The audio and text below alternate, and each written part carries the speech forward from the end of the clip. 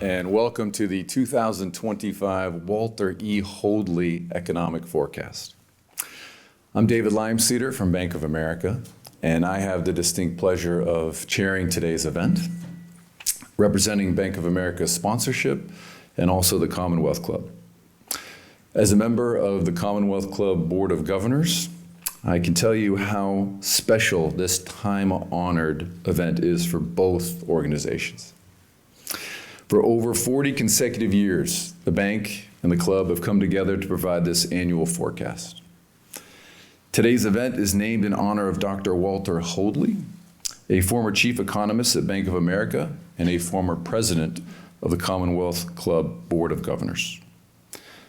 We honor Dr. Hoadley's legacy, as it was he who started this event so many years ago.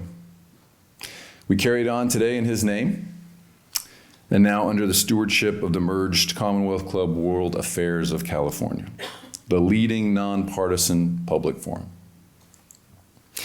Today's event is designed to provide multiple different and at times opposing viewpoints on the economic outlook for 2025. In the club's mission of providing multiple points of view, we have a diverse group of panelists that offer different political, academic, and professional perspectives. The goal is to inform and ultimately let the audience evaluate and draw your own conclusions as you manage both your personal and professional pursuits in 2025. With that, it is now my pleasure to introduce our speakers. First, we have Dr. Mary Daly, President and Chief Executive Officer of the Federal Reserve Bank of San Francisco. Mary assumed leadership of the SF Fed in 2018, building on a distinguished career as a labor economist and policy advisor. Dr. John Cochran is a senior fellow at the Hoover Institution. He is also a research associate of the National Bureau of Economic Research and is an adjunct scholar of the Cato Institute. Bae Netzer is a managing director and senior investment strategist for Bank of America. She has been in the financial services industry for more than 20 years, and in her position at B of A offers key market and investment insights to clients across the Western U.S. Dr. Susan Hyde is a professor of political science at UC Berkeley. She is currently the co-director of the Institute of International Studies and an expert on international election observation, election fraud, and democracy promotion. Moderating today's event is Adam Lashinsky, editor-at-large at the SF Standard and contributing columnist for the Washington Post. Ladies and gentlemen, we have a tremendous panel for you today. Please join me in welcoming them to the stage.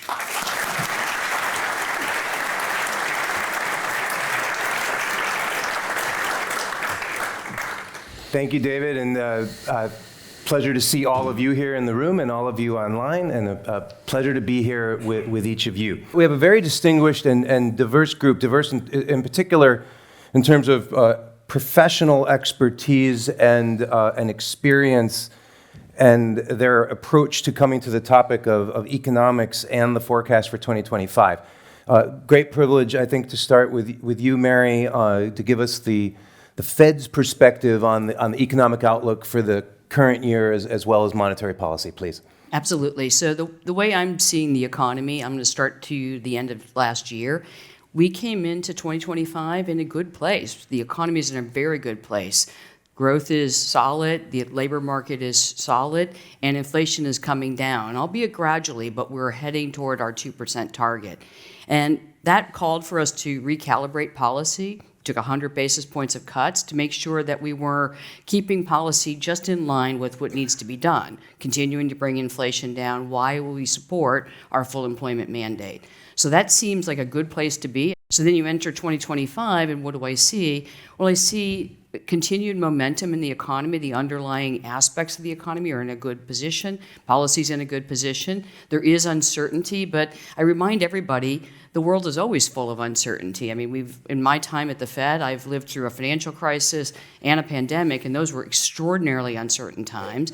And what I want to convey to everyone here is that uncertainty is not a paralysis. It just means you have to watch and be careful and thoughtful as you navigate the information we have. So that's how I'm approaching 2025 as a policymaker, a monetary policymaker, is we can take our time to look at what's coming in, both on the economy and any policy changes, make decisions. We don't need to be preemptive. We have plenty of power in our tools to take time to judge. So that's where I'm looking in 2025, and I look forward to seeing what happens.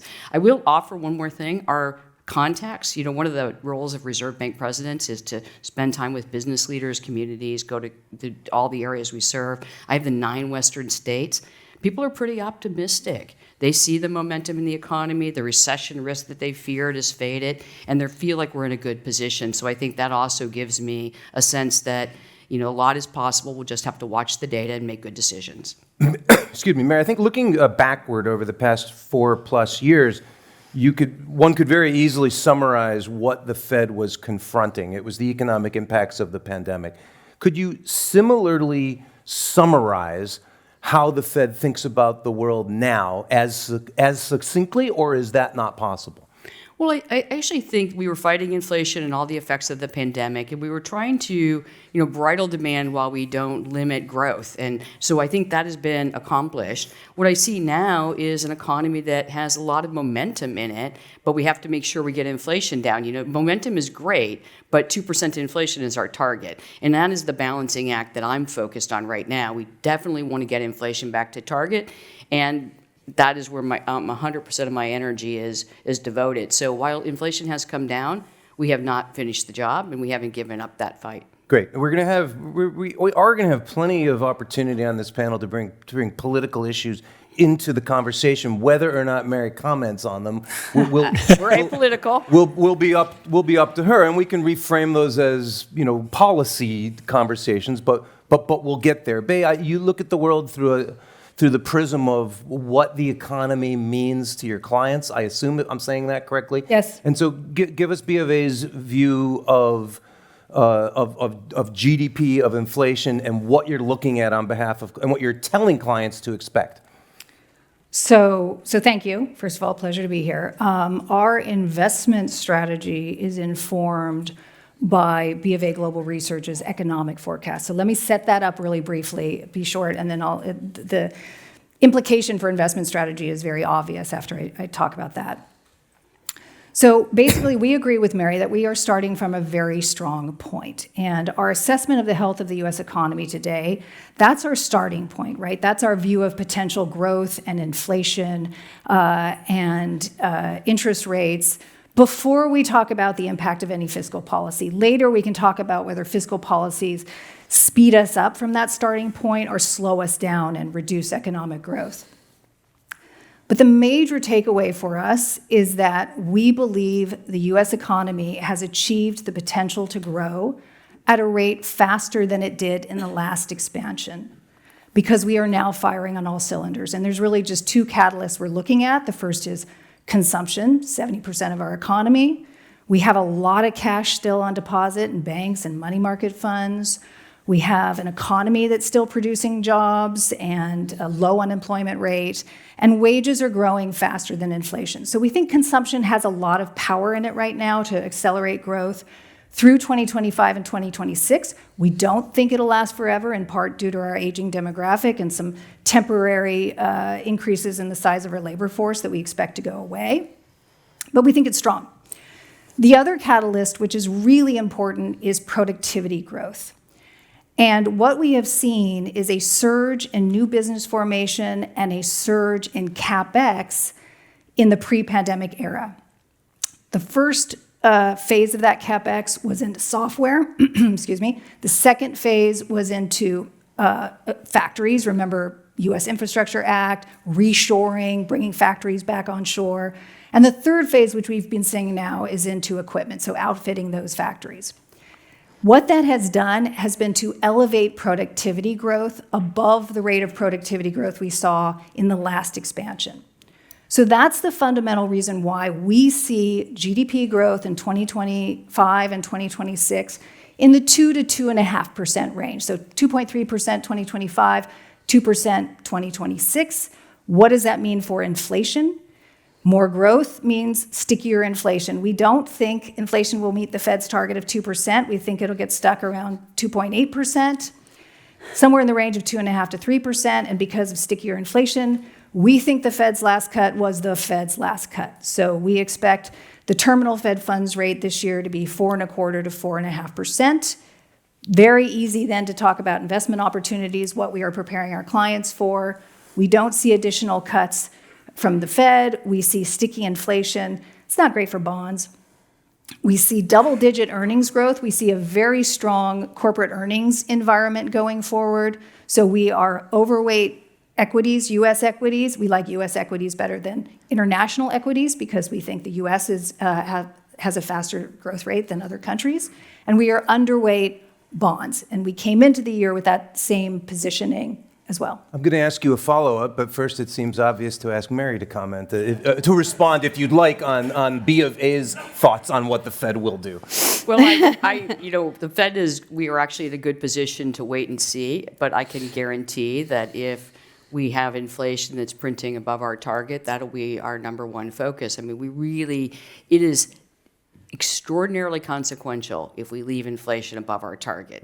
We've promised the American people, that's our goal, we will get inflation down, and so we will dedicate ourselves to getting inflation down. And if it takes more than the rest of this year, we'll continue our work. So Good. When I listened to your remarks, the sort of the first 80% of your remarks were backward looking. You talked about what's happened in the economy since the pandemic. I hear your forecast as sort of a linear extrapolation of looking backwards, saying this, it's gone about like this, and it's going to continue to go about like that. Is that a fair? Am I hearing you correctly? Well, I think there's one big change in terms of how we've adapted our forecast going forward. I'm going to kind of oversimplify here, but consumption has always been a strong motivator for the economy. But when you think about productivity, so much of that depends on CapEx, right? Literally putting capital into the hands of workers. So building equipment or upgrading equipment, building factories, et cetera. Productivity growth declined from the era before the global financial crisis of 2007 to 2008 to the era after the global financial crisis. We saw companies pulling back on CapEx, putting more money and returning capital to shareholders. And so the implication for that was that productivity growth fell. It was cut in about a half. And productivity growth is a catalyst for economic growth. So economic growth then slowed as well. The big change now, which is kind of not the linear forecast, is we've seen this surge in CapEx. And therefore, we believe there's this structural tailwind that exists now in the economy that we didn't have before. And that's powering growth going forward. Very important because we do think we will see our labor force dwindle in size and that this structural tailwind can support growth. Okay, I'm going to make an observation that, like Mary, you stayed studiously away from any policy or political commentary, and I know that these things are relevant to your clients, so maybe we'll come back to that. John, I want to ask you to, first of all, share with us your economic outlook and take the time that you'd like to get there, but I specifically, well, within reason, right? that is not something I would offer. We're economists. I've still got my microphone, don't worry. But then specifically, let's get into your views on how things like tariffs, trade, and immigration may or may not affect that outlook. Okay, let me start with the larger picture, and I'll pick up on structural tailwinds. I kind of like that. We are living in the midst of a revolution in economic policy as well as other policies. There's a global vibe shift, my colleague Neil Ferguson likes to call it. All sorts of ideas and verities and institutions that we've kind of sat with for 20 years are being rethought, re-examined, some of them not working, and reformed. Our current administration is a reflection of that vibe shift, and it's happening because of the vibe shift, but it isn't an external thing that came to hit us, and that's important to realize. A lot of what's happening will stick. This is a moment It's actually, I think it's bigger than the Reagan-Thatcher change in the 1980s. This is Roosevelt, 1932, who, by the way, did more executive orders so far than even Trump. But we'll see if Trump can beat that record. And He's doing his level best. he's doing his level best. Also, remember, Roosevelt, a lot of those were spaghetti on the wall, following a similar approach. Some worked, some didn't. Some ended up in court, some didn't. But it was a huge shift in our economy and our government. We're in a shift of that magnitude. Now, that means big volatility. Who knows what's going to happen? Volatility can be a very good thing, especially if you can pick the good parts and quickly get rid of the bad parts. Volatility can be a good thing. Volatility is also a time of risk.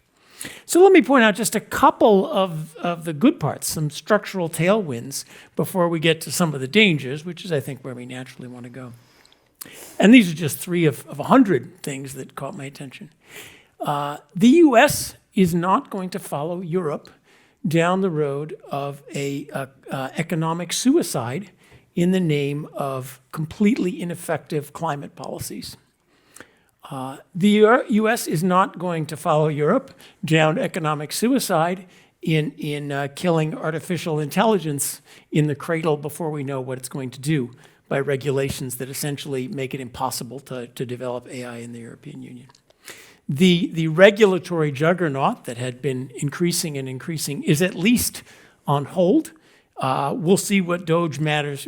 Yeah, it's actually done, but I think we recognize, and Europe is even beginning to recognize, that this went too far and needs at least some serious reform. Just try to get building permits in San Francisco.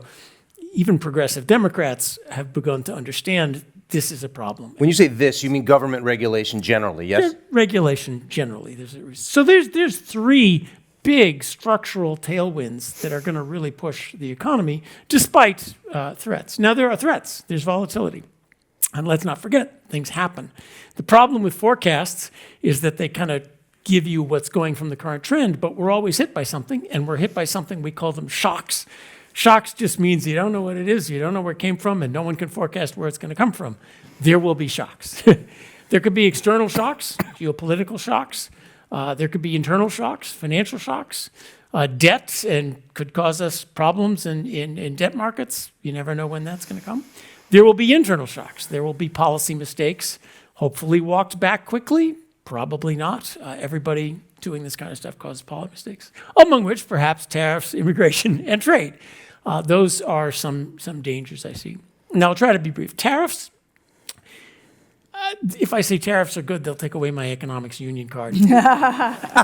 There is nothing clearer in economics than price controls, rent controls, and tariffs are bad ideas.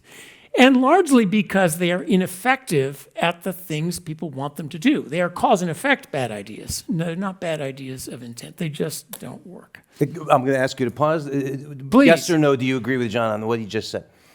Me? Yes. Well, I don't want to lose my economics union card. Well, Good enough. Go on, They're please. ineffective. for the purpose of, there's so many things that are answers in search of questions. Yes. Tariffs is one of them. Yes. If the question is make the American economy stronger, tariffs don't help for the same reason we don't have tariffs between California and Nevada or San Francisco and Oakland. So let me push back on you. The whatever changes happen in the next 48 hours, like the changes that have happened in the last 48 hours, I think it is fair to assume we will have more tariffs rather than fewer. You could challenge that, but probably we will.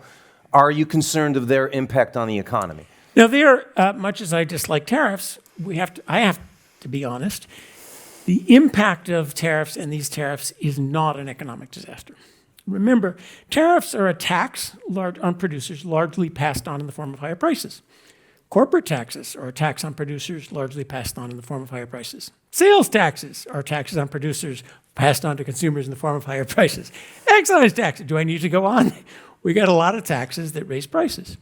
The real problem of tariffs is economic inefficiency. We are forced to do things at home that would be better to ship back and forth abroad.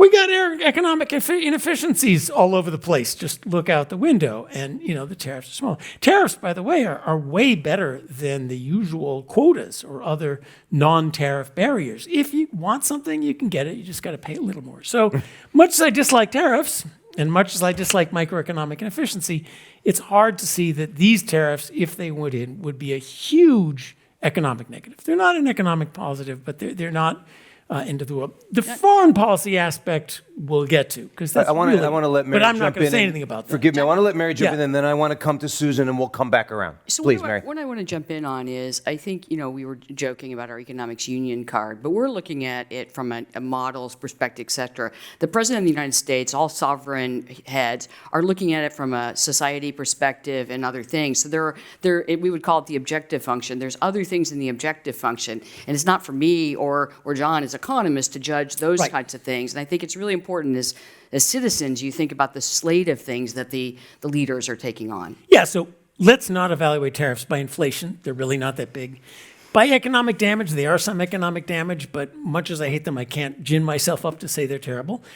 Let's look at them as foreign policy moves, negotiation moves, because that's really where they are, and I should not lead on that question. Great. And Susan, start, if you would, by explaining to people your academic orientation, how it's Yeah. different from Mary and John. And I will give you the ultimate softball. I would like you to weigh in on everything you've heard so far.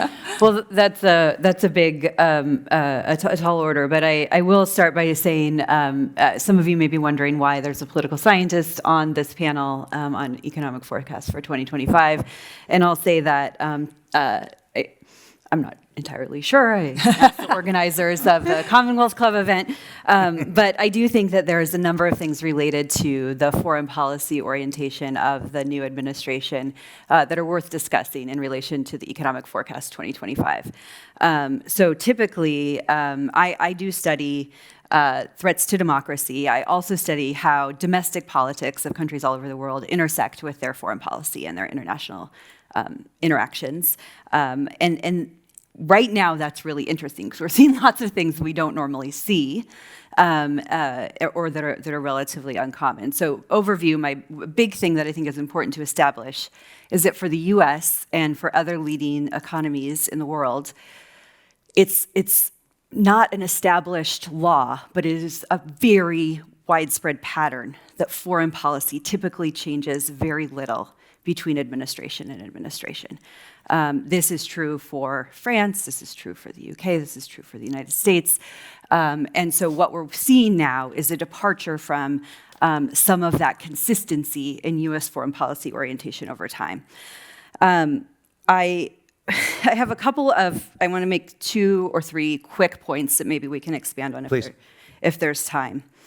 One of the things is that I really liked that Mary brought up, uncertainty is not paralysis. But I think it's worth digging into what we think about as the uncertainty that's coming right now. So I've just said that foreign policy is typically something that we think of as relatively stable.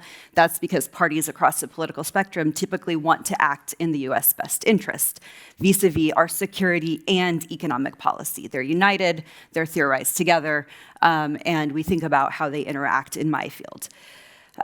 Typically, places that have a ton of internal political turmoil and that have a lot of uncertainty about what their foreign policy orientation is going to be, or what their domestic political stability is going to look like, are risky places to do business in a lot of ways, can be risky places to do lots of things, typically not the world's leading economy, I will say. Well, and so give us your assessment of where the United States ranks at this moment in compared with countries that you've studied and that you're referring to in that comment. So clearly they've invited me to be someone who said who says things that are a little bit more controversial compared to some of my other panelists. But I do think that right now, given the wide range of abrupt departures from current U.S. foreign policy, the U.S. is a really big source of chaos right now for our partners in the world. We think of security policy and economic policy as being linked. Right now, the current administration is treating economic policy as though it can be separated from security policy and is using tariffs to bludgeon our security allies. That's not something we normally see in my world in international relations. So on one hand, you could think of it as like an interesting thought experiment. Well, we don't see this very often, so we can look at what the consequences are. In many ways, it's a test of a lot of our theories. But it doesn't line up. PhD theses will be written, right? They could be, but in a lot of ways, it's just unprecedented, which makes it very risky. And then one very small point here is that I just wanted to say that uncertainty and predictability and riskiness are kind of separate concepts in this space, right? So we know that there's places that are corrupt and risky to do business. That's often priced into doing business there. Folks know what they're getting into. Right now, I, as a scholar of foreign policy, I do not know what this week will bring, this month will bring, or the year will bring. And I think there's a lot of unprecedented things going on. So that's really different from being predictably unstable. Could I follow up? Please, yep. As the non-foreign policy Yeah. expert, I get to ask questions. U.S. foreign policy was in tatters, and it was consistent, but it was consistently bad. Let's just take Iraq, Afghanistan, Syria's line in the sand, Libya, leading to the Russian invasion of Ukraine, where conceivably, since nobody thought we would do anything, Putin took a chance he shouldn't have taken. And then we give them just enough to bleed, but not enough to win. Whatever you think of what's going on in Israel, America seemed to be in slow retreat and predictably bad and not a reliable ally to our enemies. Didn't that need a sudden shift? Maybe not in the direction this administration is going, but it doesn't seem like just continue the bad things we were doing all along was a great idea. Yeah, I guess I'm not here to necessarily take a partisan stance on the Biden administration or the Trump administration as, something I agree with or something I don't agree with. I just think that there's something about this that is not consistent with any theories of international relations that we have on the books. And so you can have argument about whether the Biden administration was good or bad policy. That's not what I think my comparative advantages on this panel. Yep. I think I'm here to just say that this is like the isolationists have a coherent set of ideas that we can talk about.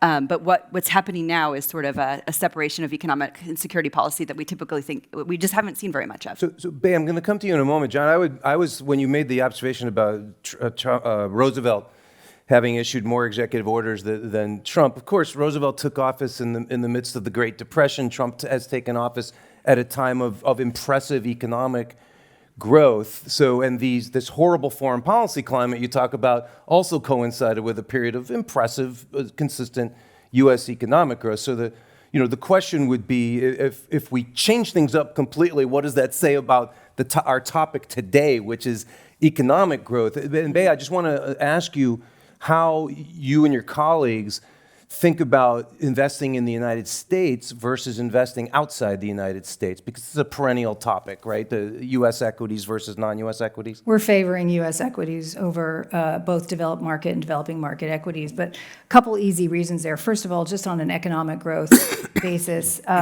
we see higher economic growth than in other developed countries, Europe, Japan, et cetera.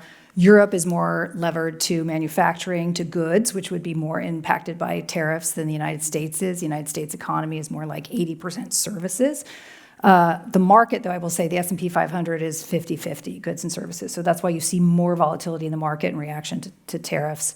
And then on emerging markets, we're neutral in part because of the difficulties faced by the Chinese economy has a kind of boomerang effect on other emerging markets that are doing business with China. And so does, in investment decisions, and in particular in asset allocation, do things like the President of the United States picking on the allies of the United States, like the President of the United States enforcing a tariff one moment and delaying it for 30 days the next moment, the President of the United States cutting off funding willy-nilly to federal programs, does this come into play in the sense of the way Susan was talking about the potential for chaos?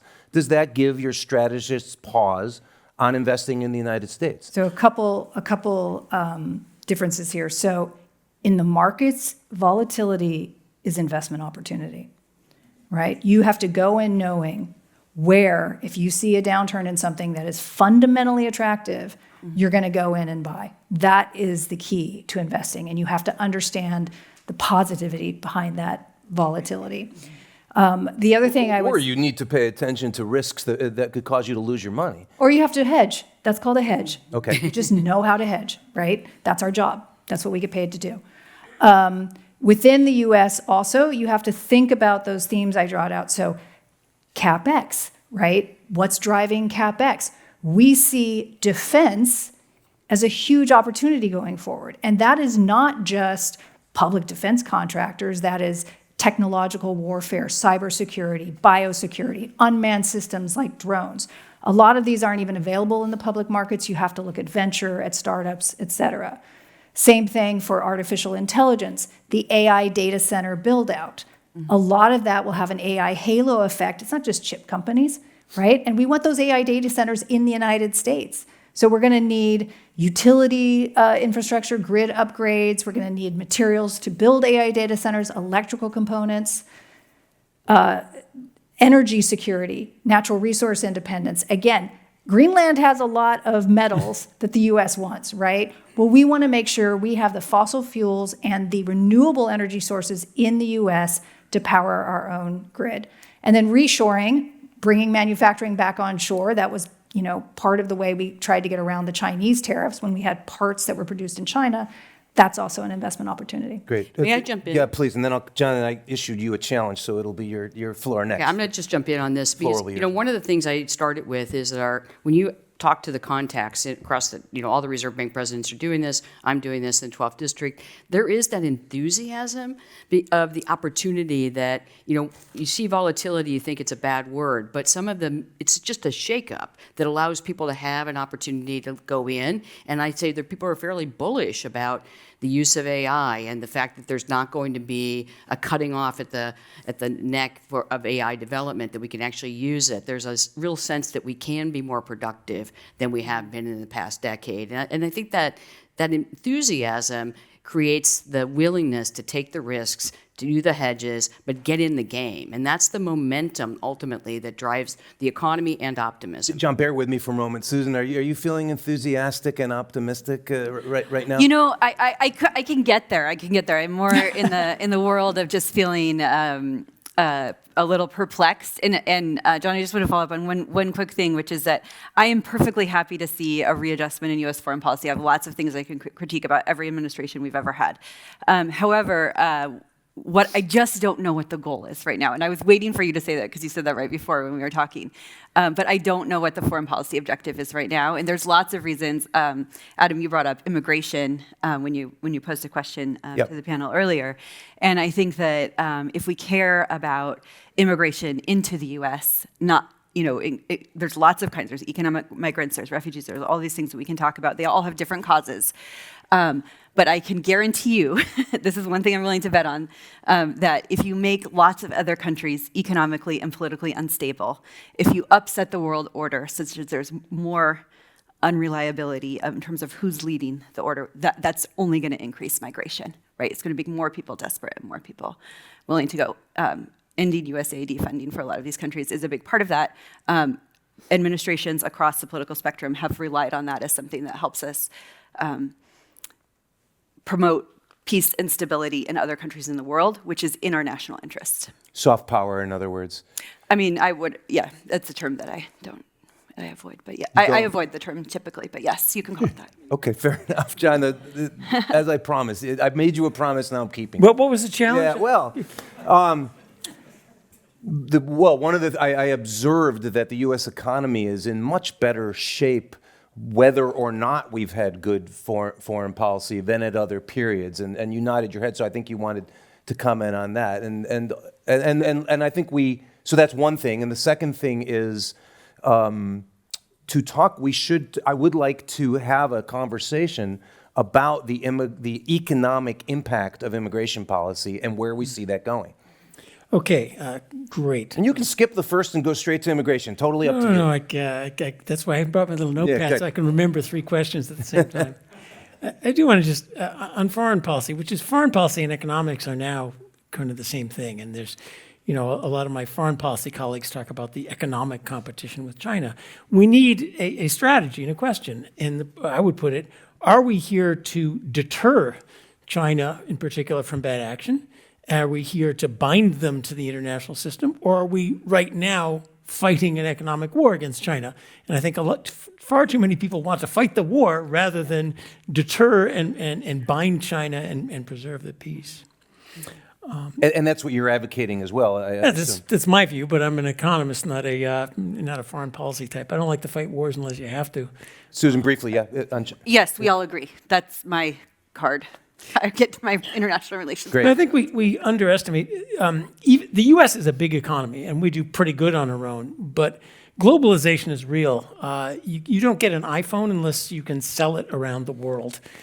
So we can't, the idea of retreating is not a good one. The U.S. economy is in better shape, really, than anywhere else. Europe stopped growing in about 2010, and many parts of it are going negatively. My beloved Italy is actually going down in GDP per capita, which is just a disaster. But the U.S. could be better. And, even 2% growth, we used to have 4% growth. So long-run growth is the central question. And even the good stuff that we have, I would love to see more. Now, we have the ingredients. We have AI. We have now great new ideas, productivity-enhancing ideas, if you could only get the permits. We also have a lot of bloat and cost disease. $4 billion a mile to dig a subway in New York, $100 billion to run a train from Fresno to Bakersfield. I mean, come on, guys. But so there's a lot that could be done to you increase. swim in the Hoover and the Cato waters, and so you're an economist, but you're very aware of the political conversation. And just to repeat something you said and ask you to reflect on it, the United States has the best economy in the world, certainly the best large economy in the world, and not by a little, by a lot. And yet the voters rejected the president who oversaw that economy to the extent that presidents oversee economies. We don't want to get into that. Well, this election, I mean, now we're getting to political commentary. Yeah. This election was, to the extent it was about economics, it was about inflation, which was a big unforced error of our economic management system. And they just said, these guys don't know what they're doing. And the election was about a lot more than just inflation and unemployment. Always is, yeah. Well, there's this one, sometimes it's about inflation and unemployment. I think the election of 1932 was about inflation and unemployment in many ways. This one was about real disappointment in our institutions. Being lied to during COVID didn't help about public health policy, for example.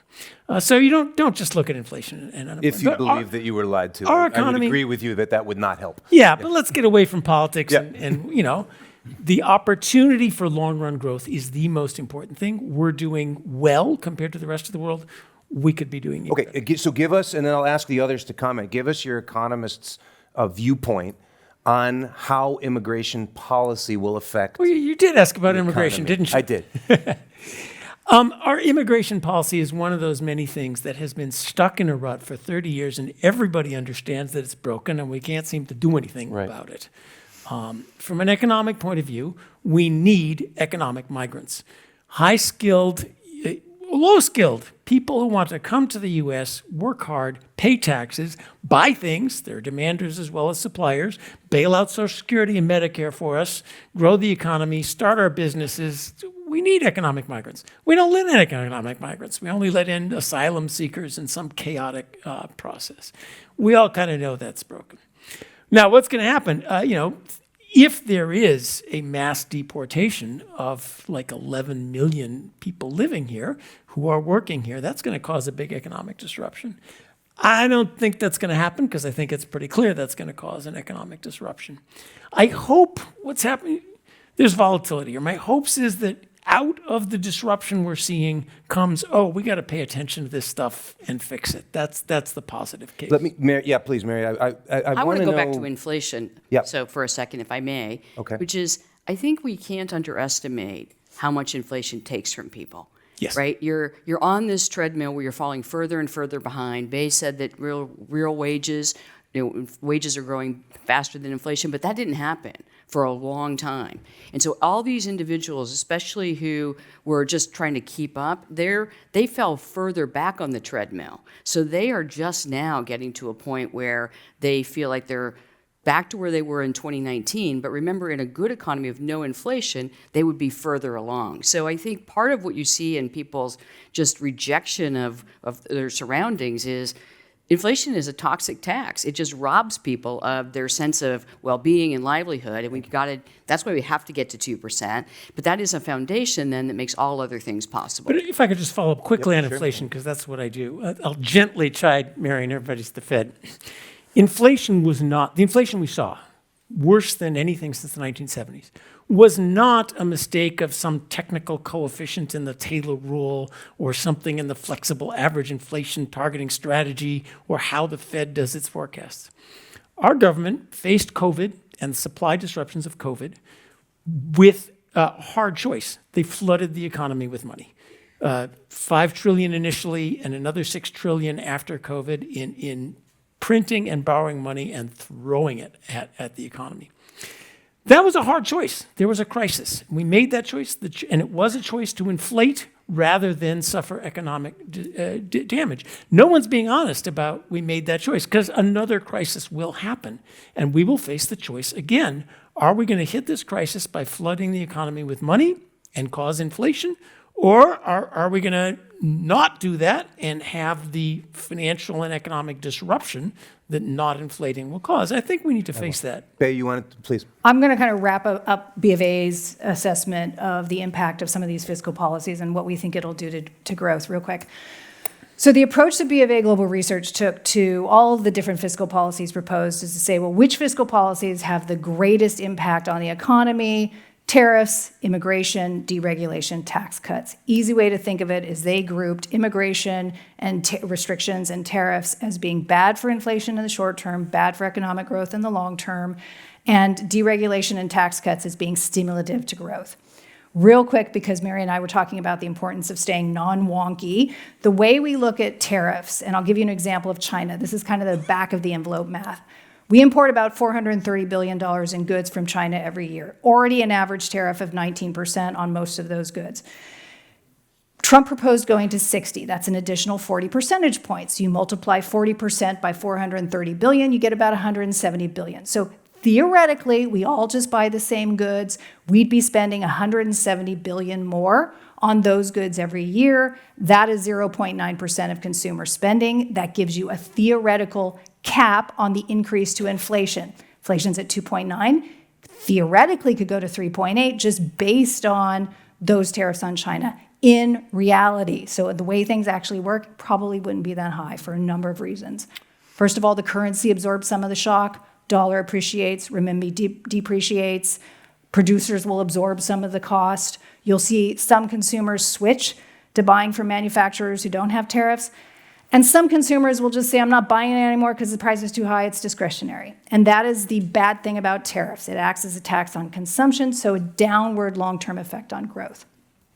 Immigration restrictions, same thing. Shorter-term upward pressure on prices in the sectors where immigrants work, agriculture, construction, face-to-face service sectors. B of A's approach was simply to say, is there some combination of those policies that allows real GDP to stay at that 2 to 2.5% rate with just a modest increase of inflation, so still in that 2.5% range. And it found that under very, very specific assumptions, yes, we could do that. But I'm just going to give you an example. We assumed that tariffs on China go to 40%, not 60%. We assumed that there would be immigration restrictions, but no mass deportations. With deregulation, we expect benefits to accrue in energy, specifically to LNG exports and to financials. And with tax cuts, we think you're going to need more than just an extension of the status quo in order to see stimulative growth. So we think you'll also see a corporate income tax cut and removal of the SALT cap. But those are very specific assumptions. Yep. And if you don't get those assumptions, you go back to that state of volatility. Still potentially opportunity, but you have to be prepared that what you're what you're assuming doesn't get So let me implemented. follow up with Mary on two of the topics. So I know on tariffs, Mary, you said the Fed has a wait and see approach. I read in the Wall Street Journal this morning that steel prices already have gone up in anticipation of tariffs. So that's a real world example. That's one thing I'd like you to react to. And secondly, help us understand. There's a school of thought, and Bay just articulated it, that clamping down on particularly low-skilled immigrants in the United States is by definition an inflationary action. So help us understand those Okay, two things. so if let you would. me back up and talk about how I view it. And it's a good time to say when you're saying the Fed, I'm really speaking for myself today. We all speak for ourselves Okay. as individuals who are on the committee, the FOMC. So let me just talk about how I think about it. I think about it as this. We have several policies. Any administration that walks in the door produces a slate of policies that they would like to change, it would like to change. So in the current administration, there's taxes, maybe reducing taxes, certainly extending the tax cuts, deregulation, that's a fairly large slate of opportunities. There's then tariffs and immigration.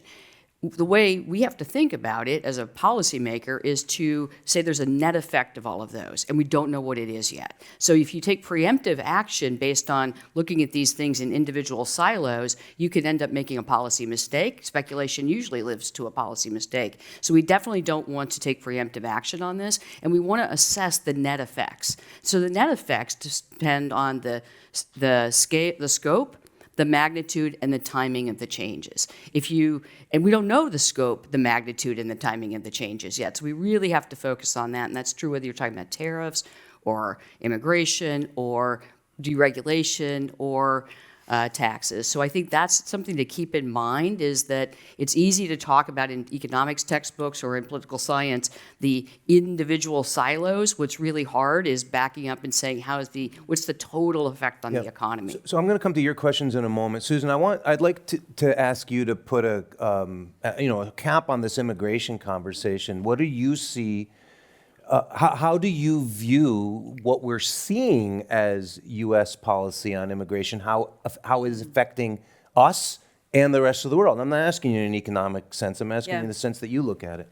Yeah, I mean, I guess I have 2 points that are not just on immigration, but apply to immigration. One is that as I'm listening to the conversation, I'm hearing a lot of assuming basically that Trump will not be able to carry out what he's saying explicitly that he's going to carry out as part of the built-in assumption. So he's still saying mass deportations. That was a big campaign promise.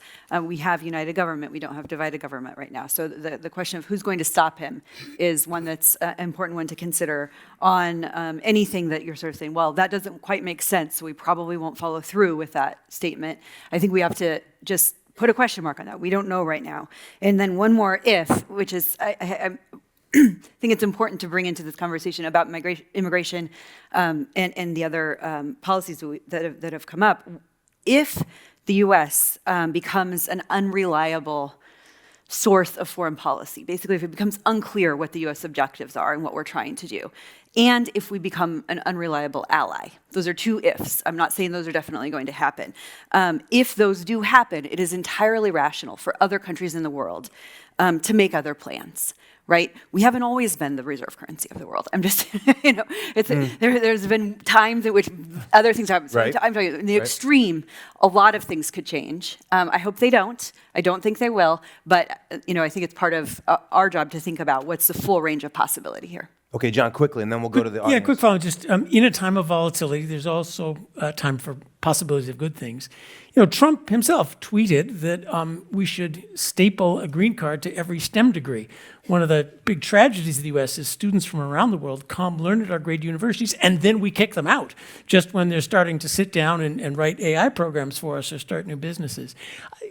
Even in this administration, there's a recognition that that is a bad idea, that there are immigrants we need. It's worth pointing out there's a robust debate going on internally in the administration on this topic. Yeah, I mean, skilled we need immigration reform, and I think everybody, left and right, recognizes that. Yes. So maybe that'll come out. And on tariffs, the story was great. Steel tariffs go up and automakers say, what the heck's going on here? Right. So what happens with tariffs is everyone runs to Washington to get an exemption, Right. which is part of the bad side. It leads to crony capitalism. But that's also part of the mollifying effect. If your inputs get tariffs, then you go to get an exemption. If you discover that you're sending stuff across the border 5 times and paying 5 times the tariff, you go get the rule changed.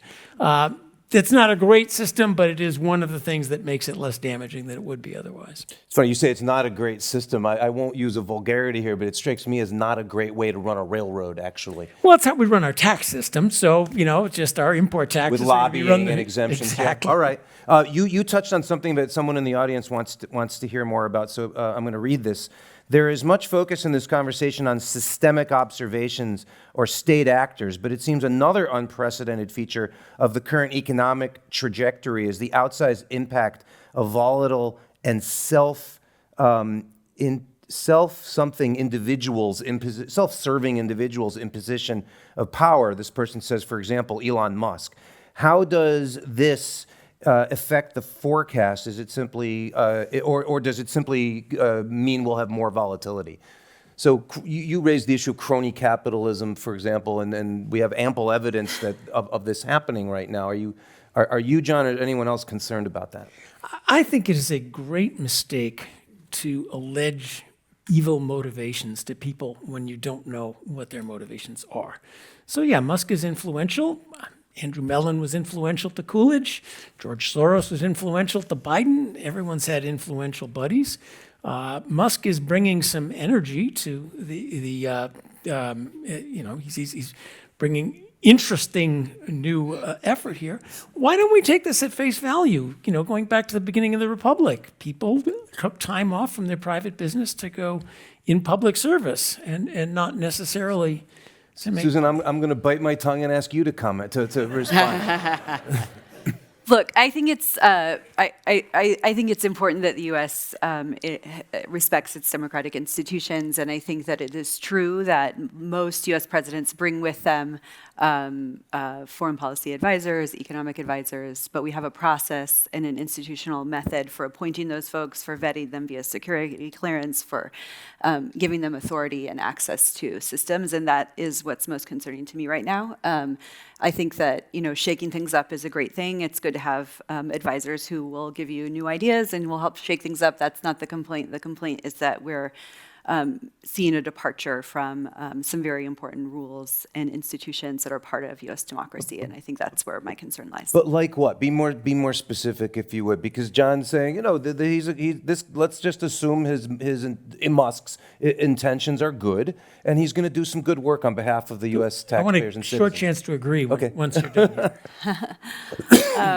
So I don't know that his intentions are good. I don't know that his intentions are bad. I do think, I'll say 2 things. One, we've seen things like this in a lot of other countries in the world. Again, this is something I do spend a lot of time on, in which this type of individual can be a big source of self-dealing and corruption, as I think the questioner was worried about. Self-dealing, So that is also a possibility. I think we can all hope that Musk is there for only the best intentions of the United States. I think that's what we should all hope for. It's also possible that there are other motivations there, and I'm just considering the full range of possibilities. When we think about this specifically, I'm concerned about just the fact that this special employee status that Musk has is not, did not go through the same procedures that normal advisors go through. There's a lack when of they are- oversight, is what you're saying. It's Potentially. oversight and accountability and ability. accountability, If he does do something that would cross the line, I'm not sure what the procedure is to deal with it at this point. I want to agree with Susan. There's a larger picture here, which isn't about Musk. And Yeah. there's a flurry of executive orders, and I'm among my many pronouns or many adjectives is conservative, and conservatives don't like the idea that we elect kings. We have a republic with the rule of law questions in what's going on right now. Rule by executive order, rules by regulations would be lovely to go back to, well-formed Administrative Procedures Act regulations. Yeah. I think that raises real questions. So the means of what's going on now is very unsettling.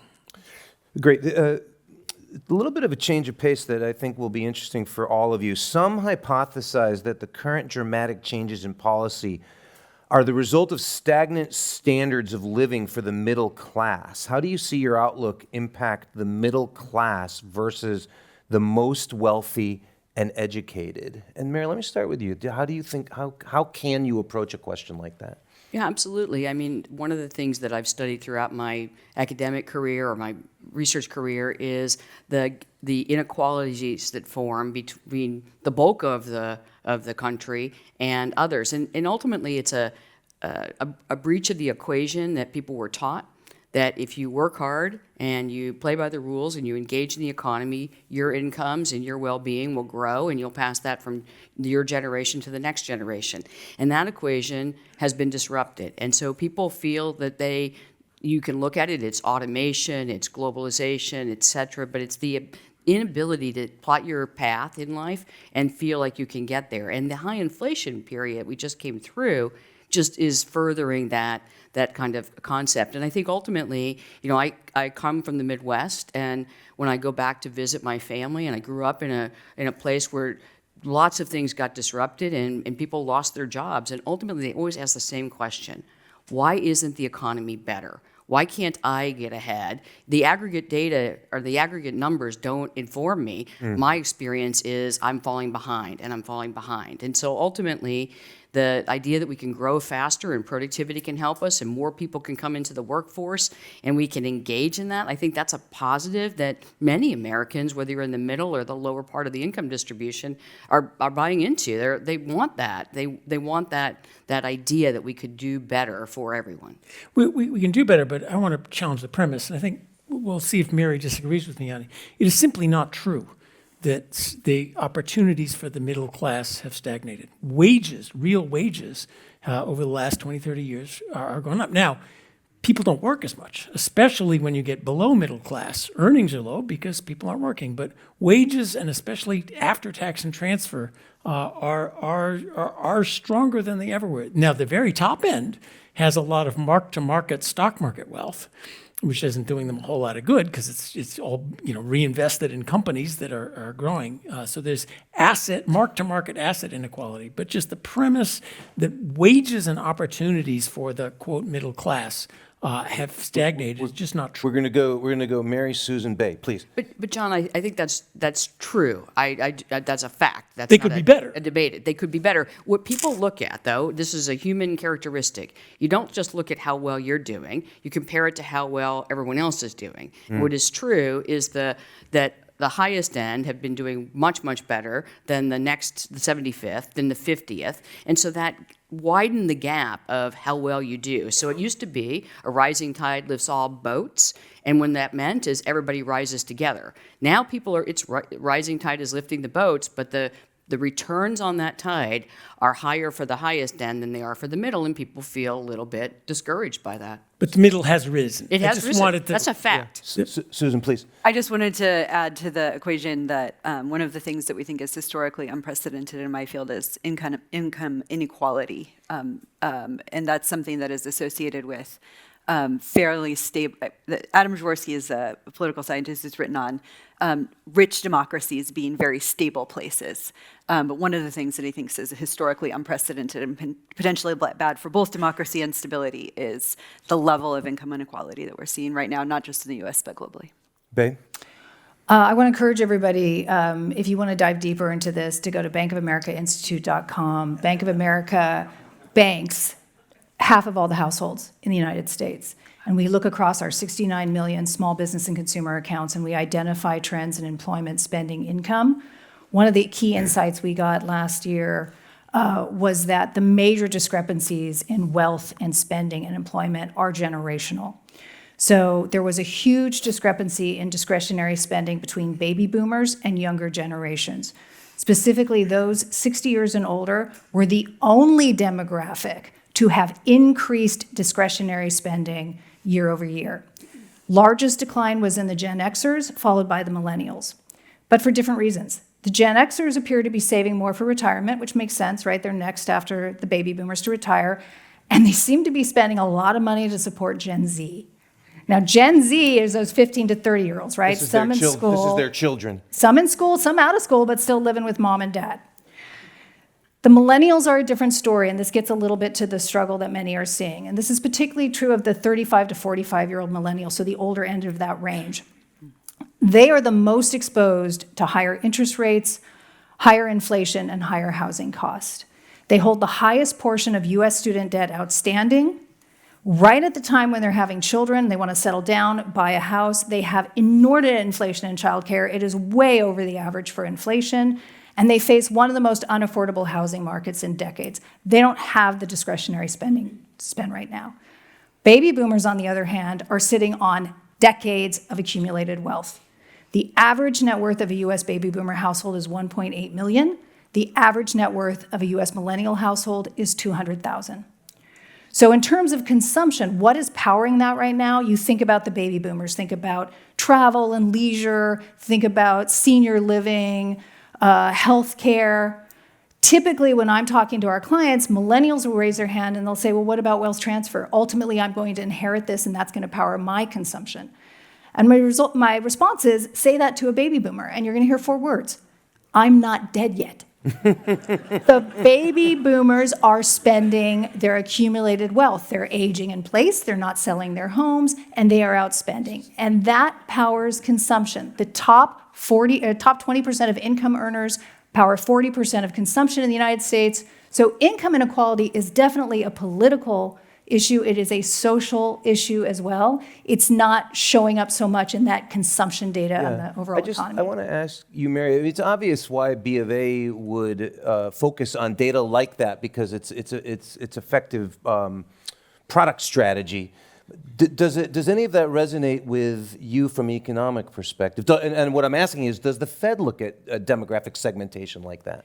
So, of course, we have to look at the entire economy. I mean, the thing you learn early on, if you're an economist or a policymaker, is if you just look at single numbers and you think you know the story, you're probably going to be wrong. So you have to look at all the inputs. And one input is how the economy is being experienced by all types of groups. And generational groups is really one of the things that are important to the continuation of the economy. And I just want to go back to something that we've been talking about. We're talking about the details, but just go back to the philosophical question. Do people want a country that delivers from one generation to another a higher standard of living? And do we want that to be something that people feel is available to them? And I think most people are saying, yes, we want that. And then that data collide with that expectation, and they say something's got to change. So whether their wages have risen, and they want the equation to work better for them. And I think that's something we all have to take in. And whether it's the baby boomers are spending out of their things instead of passing it down, I mean, if you go to the younger generations, and I'm sure many of you interact with them regularly, they're just afraid. They're afraid that they work really hard, inflation erodes their earnings, they try to buy a house, it's really delayed. How can we have children? We can't afford child care. And that's something that I think is important to making the equation be better. I realize if we did fail in some ways that we did not have particularly good age demographic diversity on this. Well, I'll just say I know a lot of young people and they complain a lot to me, so that'll help. I work with them all the time. Yeah, okay. But it's interesting, just briefly, I think you mentioned in your very first remarks that one of the things that the Fed does is it talks to businesses, it surveys businesses. Does the Fed also survey individuals? And so Absolutely. Yeah. So How? I mean, how? Yeah, so we have something, if you don't know the Fed very well, we have something called the Beige Book, and so we're asking questions, and we talk about all the reserve banks, the regional reserve banks, there's 12 of us, all do this, and we get input from individual community members, from civic leaders, from businesses, small, medium, and large. Some of these are running global companies, some are running a local coffee shop, and we're getting that input. But we also spend a lot of time in what I would call the field. And I'm meeting individuals all the time and asking them, how are you experiencing the economy? And I still hear, despite all of this, I mean, we've talked a lot about an administrative change and administration's change and policy changes, but what the Americans I'm talking to are facing is what's going to happen with inflation, and will I still have opportunities in jobs? So it comes back to the fundamentals. I want to read you, Mary, a question from the audience. What are the ways that Fed leaders can protect the independence of the central bank, particularly in the political climate that lacks checks and balances? Our independence is something that has been historically very valuable and valuable across other central banks as well. The single best way to protect independence is to do your job well. So that's why you'll hear us consistently focusing on getting inflation back to target and making sure we do that as gently on the economy as we can, so that we're not, trading off full employment for lower inflation. We want to do both. But that is the single best way. Americans trust leaders who are accountable, transparent, and good at their work. So that's how we do it. Susan, can you jump in? I think Turkey sort of doesn't have an independent central bank. President Yeah. Trump has made comments that he doesn't think the Fed should be independent. So we have seen a sort of unprecedented attack on U.S. institutions, a few of which, and I don't think we have time to go into details, but I really hope the central bank is never one of them, in terms of it being continued to be staffed by the experts that it should be, and they really shouldn't have the folks who are focused on making the economic choices that are required for a central bank to be truly independent. A lot of countries, to continue to do their jobs, a lot of countries have adopted the name independent central bank without actually having one. And lo and behold, they don't have the same effects on inflationary policy and a whole host of other things. So I think you do have to protect central bank independence from political interference. It's extremely important for them to continue to have that same effect. I wanted to mention one tiny other thing related to what the people want. We're also, the political scientist room, I have to say, we're in this moment of just unprecedented informational environment that we haven't seen in so, I don't know what to compare it to. A lot of people are not sharing the same information about what's happening in the world, and that is a threat to a lot of the things that we thought of about that have come up in relation to accountability and citizens holding their elites accountable if they're being lied to, and if there's an easy way to do that in a political fashion, that's bad for all democracies in the world. It occurs to me, John, we have a real-time experiment going on, which is that we have the central bank of one of the world's major economies that is not independent, and that would be China's, and we have ours. So we actually are running a real-time experiment in that. Would you agree? Well, independence is not an absolute goal. And I think actually the U.S. is just about perfect on the spectrum of independence versus non-independence. We live in a democracy. We do not take a technocrat and say, go do whatever you want with the money supply, and you're there for life, and we can't stop you no matter what. No, the board members are periodically reappointed. Powell has to go before Congress. Blah blah blah. You want the independence of the Fed comes with not just competence, which is very important, but also respecting its limited mandate. When we say inflation and unemployment, we say, and only inflation and unemployment. You may get it in your head that there's some other policy goal you want, good or bad. You're not allowed to go there. The Fed has limited tools. If the Fed wants to stop inflation, the easiest way to do it is to go take $100 out of everybody's pockets and burn it. That's called taxes. The Fed is not allowed to do that. Too bad, because that would be the most effective way to stop inflation. But unelected technocrats don't get to do stuff like that. So there's a balance here, and we want democratic accountability eventually. It's like when you're dieting. You kind of put the beer in the basement so that it's hard to go get it. That's but you don't. We've learned a lot about you, John. But it's there. Look, because we are very nearly out of time. I thought that was very well said. But Mary, I want to give you the last word to react. Sure, to react absolutely, and I did think it was very well said. I mean, ultimately, you see that I have not commented on things about how the fiscal agents, our administration, run the society and our government, and that's because the single best way to lose independence is to step outside of your mandated goals. We have mandated goals: price stability, full employment, monetary policy. We work on the payment system for safety and soundness, but we don't make spending decisions. We don't make lending decisions. We just do our work, and we do it well. And if the world is working as it should, you don't even know we're here. I want to thank Make the Fed boring. Make the Fed boring. I want to thank all of you for a stimulating conversation. Mary Daly, President and CEO of the Federal Reserve Bank of San Francisco. John Cochran, Rose Marie and Jack Anderson Senior Fellow at the Hoover Institution. Bay Netzer, Managing Director and Senior Investment Strategist for Bank of America Private Bank, and Susan Hyde, Class of 1959 Chair and Robson Professor of Political Science at UC Berkeley. If you would like to become a member and support the club's efforts in making virtual and in-person programming possible, visit www.commonwealthclub.org. I am Adam Lashinsky. Thank you and see you next time.